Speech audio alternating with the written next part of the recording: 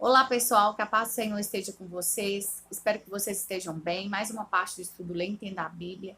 Hoje nós vamos falar um pouco sobre o tema central da carta aos Romanos. Nós já temos alguns outros vídeos falando sobre outros temas da carta, mas esse é o tema central da carta aos Romanos, é a justificação pela fé.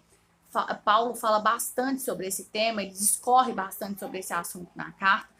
Hoje nós vamos entender o porquê que Paulo falou tanto, né, sobre esse assunto na carta. Vamos entender primeiro o contexto antes da gente estar lendo. O contexto dessa carta era que a igreja de Roma, né, a igreja que estava em Roma, ela era formada por dois grupos. Eram grupos de judeus e gentios.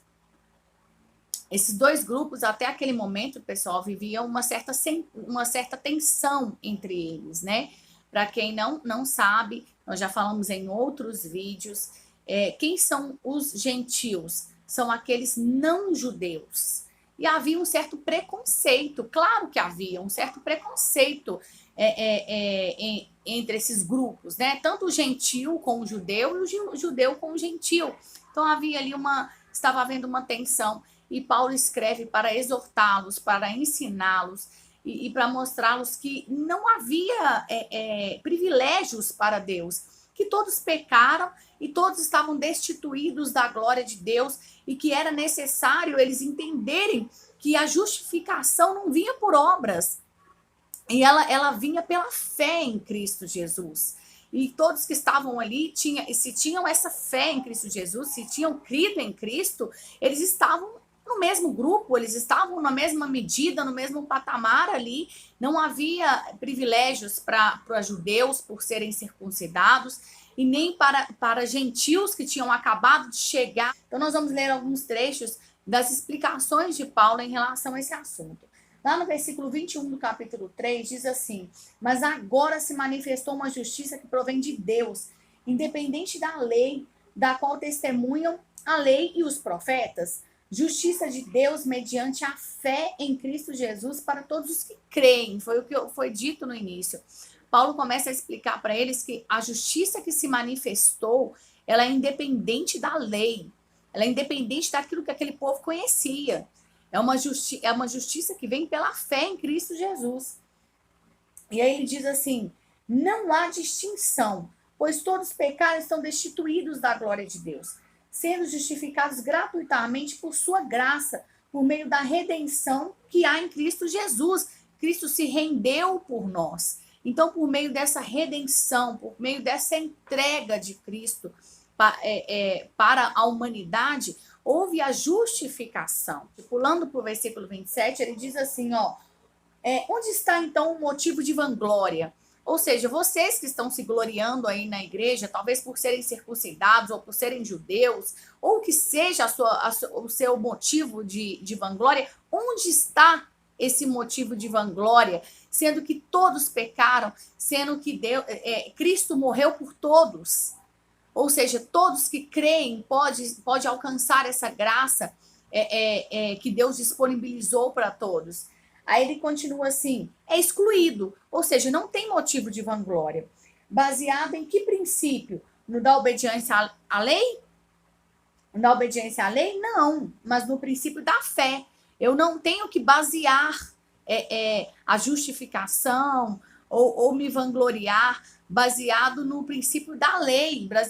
Não posso fazer isso, eu tenho que me basear no princípio da fé, porque a lei não é capaz de me inocentar, mas a fé em Cristo Jesus, sim. E aí ele continua dessa forma: pois sustentamos que o homem é justificado pela fé, independente da obediência à lei. Deus é Deus apenas dos judeus? Ele não é também o Deus dos gentios? Sim, sim. Dos gentios também, visto que existe um só Deus, que pela fé justificará os circuncisos e os incircuncisos. Anulamos então a lei pela fé? De maneira nenhuma, ao contrário, nós confirmamos a lei.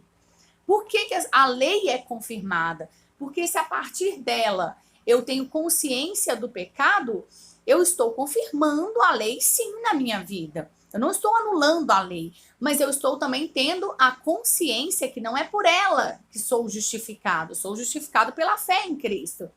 E aí ele dá um exemplo, né, de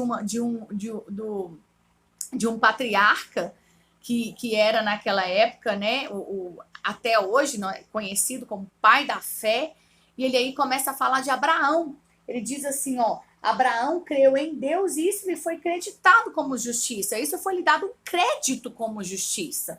Não pelas obras de Abraão, mas porque Abraão creu em Deus. E isso lhe foi creditado como justiça.